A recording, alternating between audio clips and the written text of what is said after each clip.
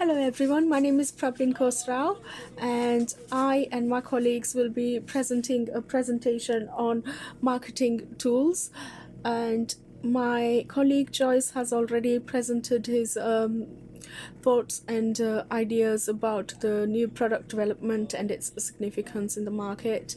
I would be discussing about product portfolio and its incorporation with product life cycle, and following that I will be also discussing about the product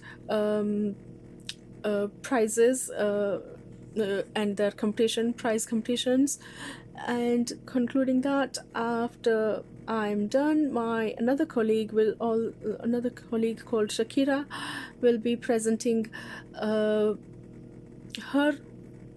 presentation on pricing strategies price strategies. And let's start.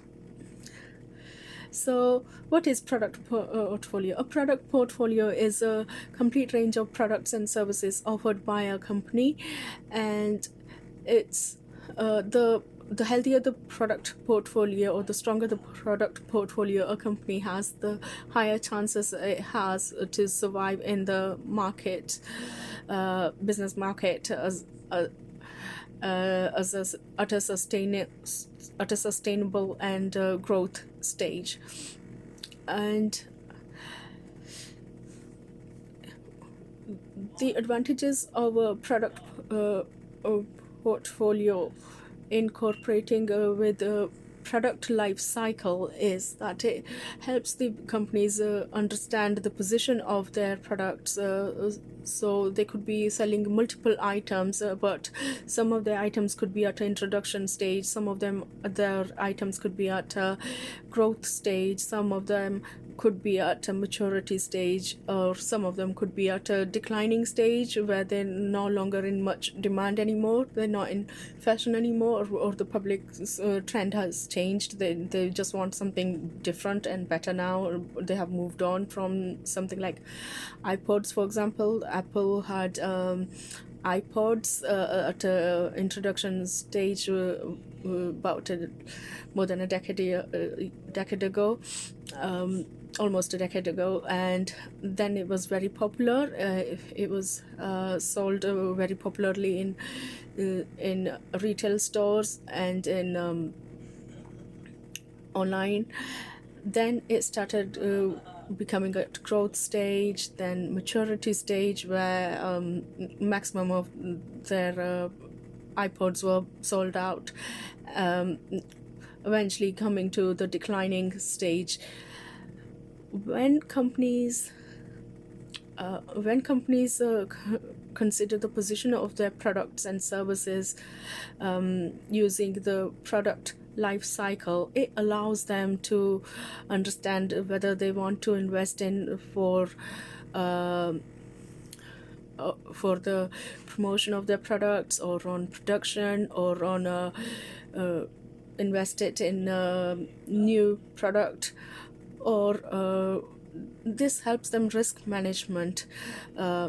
This helps them manage the risks, actually, to balance between their mixed products. Like I said, some products may be at introduction stage, some at growth stage, some maturity stage, and some at declining stage. A combination of all those products in a product portfolio allows easy and smooth cash flow, while the companies can focus on redevelopment of new products and create something new, unique, innovate something creatively, and this helps the companies grow, and it also helps them understand when to stop investing in a product that is already going to the declining stage. Therefore, they use their resources allocated to their products carefully, to avoid going into losses. And just like Apple has now been upgrading its iPhones every time it brings new version of it. It's just upgraded version of the previous iPhones, and and by advertising and promoting it in a such way, it actually in in in a in a in a fantastic way, I would say, fantastic of mixture ways, it it creates a hype in the consumers to buy it, and when the consumers buy it, it makes consumers crave for the new version of the um, uh, iPhone before it is launched. And while it gets launched, it takes time to allow the previous iPhone to be reaching the declining stage, and it tries to give it a maximum time to maturity stage so it can make as many sales as possible. And now discussing about price competition. Price competition is a competition on prices of products rather than the uniqueness of those products sold to the consumers. It is more like Tesco competing with Aldi by labeling on its products prices to say matching with Aldi prices. And it's like Asda cutting down prices of more than 1,500 items to compete with its rivalries. So again, that's also based on uh, um, price competition rather than the service competition. And it's also like in vegetable markets. You go in the vegetable market and you often see the vendors shouting out their prices to the consumers, stating how their prices are more lower than their competitors' prices are. And in vegetable market, I think that would be okay because the vegetables and fruits are fresh and they must go as soon as possible, or they could get rotten.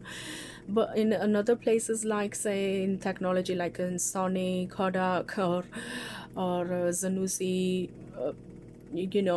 Goodman's, in companies like that, I would say they must focus on innovating new items rather than just focusing on lowering prices all the time, because lowering prices can create a elastic stretch, which is fine. It's beneficial for the consumers, but the companies must also consider if they are heavily involved in reducing prices to compete with their businesses. If the companies can afford to do that and sustain their business and manage the growth of it. Otherwise, I personally think it's good idea for the especially fashion and technology companies to focus on uniqueness of their products and creation of new products, new technology, new softwares, newer fashion, rather than just lowering the prices with their competitors.